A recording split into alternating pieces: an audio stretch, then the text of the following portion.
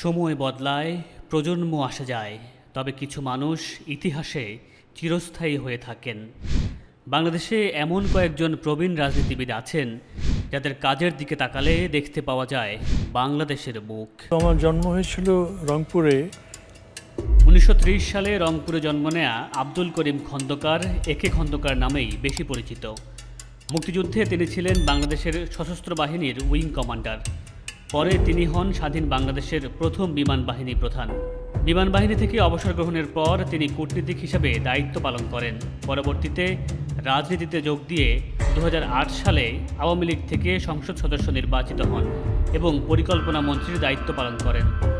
তার লেখা বই 1971 ভেতরের গল্প প্রকাশের পর দেশে রাজনৈতিক আলোচনার ঝড় ওঠে। বর্তমানে তার বয়স 95 বছরের বেশি। 1971 সালের চেতনা বলতে কি বোঝায়? সদ্য প্রয়াত বদরুদ্দিন ওমর ছিলেন বাংলাদেশের এক বিরল বুদ্ধিজীবী।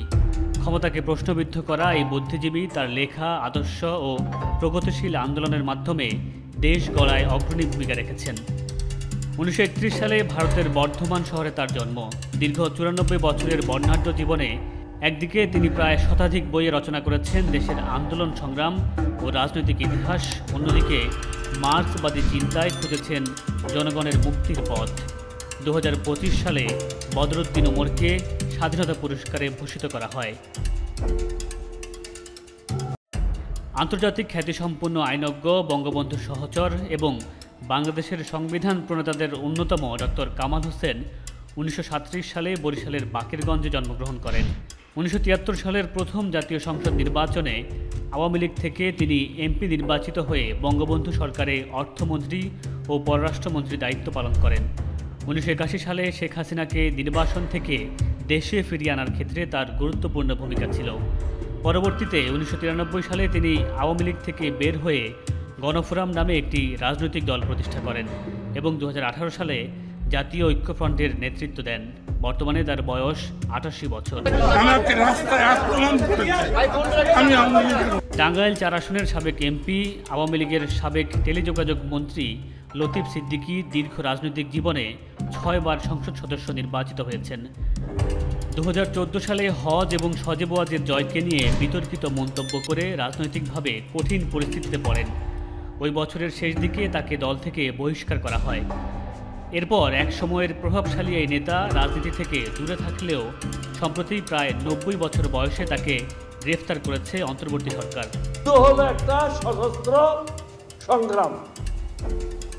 1971 সালে পাকিস্তানি সেনাবাহিনীর বিরুদ্ধে বিদ্রোহ করা মুক্তিযোদ্ধা অলি আহমেদ ছিলেন চট্টগ্রামে সশস্ত্র প্রতিরোধের অন্যতম নেতা। তিনি স্বাধীনতা যুদ্ধে সাহসিকতার জন্য বীর বিক্রম খেতাব লাভ করেন। পরে বিএনপিতে যোগ দিয়ে 1991 সালে খালেদা জিয়া সরকারে যোগাযোগ মন্ত্রীর দায়িত্ব পালন করেন। 2006 সালে বিএনপি থেকে বের হয়ে তিনি এলডিপি নামে একটি রাজনৈতিক দল গঠন করেন। বর্তমানে তিনি এই দলটির সভাপতি। বারবার নির্বাচিত গণপ্রজাতন্ত্রী বাংলাদেশ সরকারের দেশের রাজনীতির এক বর্ষিয়ার নেতা আমির হোসেন আমু। বরিশালের ঝালকাঠিতে বেড়ে ওঠা এই নেতা বঙ্গবন্ধুর স্নেহ যেমন পেয়েছেন, তেমনি পরবর্তীতে শেখ হাসিনার আস্থার প্রতীক হয়ে উঠেছেন। ছাত্রলীগের রাজনীতিতে যুক্ত হয়ে তৃণমূল থেকে উঠে এসে তিনি হয়েছেন জাতীয় পর্যায়ের নেতা। একসময় আওয়ামী লীগের দল পরিচালনায় শেখ হাসিনার পর সবচেয়ে বেশি প্রভাব ছিল আমির হোসেন আমুর। তবে ধীরে ধীরে শেখ হাসিনার সঙ্গে দূরত্ব তৈরি হওয়ায় তিনি হয়ে পড়েন অবহেলিত। দীর্ঘ রাজনৈতিক জীবনে আমির হোসেন আমু বিভিন্ন মেয়াদে মন্ত্রী ও মহাজোটের মুখপাত্র হিসেবে দায়িত্ব পালন করেছেন। আওয়ামী লীগের পতনের পর থেকে বর্ষিয়ান এই নেতা কারাগারে আছেন।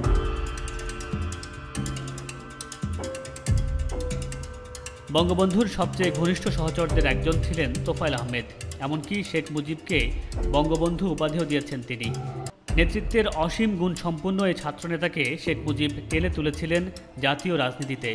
75 পরবর্তী আওয়ামী লীগের রাজনীতিতেও শীর্ষস্থানীয় নেতাদের একজন ছিলেন বর্ষিয়ান এই নেতা। দীর্ঘ রাজনৈতিক ক্যারিয়ারে 8 বার এমপি ও একাধিকবার মন্ত্রী হয়েছেন তিনি। 1943 সালে ভোলায় জন্ম নেওয়া এই নেতার বয়স এখন 82 বছর। বার্ধক্যজনিত কারণে বিগত কয়েক বছর ধরে রাজনীতিতে একেবারেই নিষ্ক্রিয় কিংবদন্তি রাজনীতিবিদ তোফায়েল আহমেদ।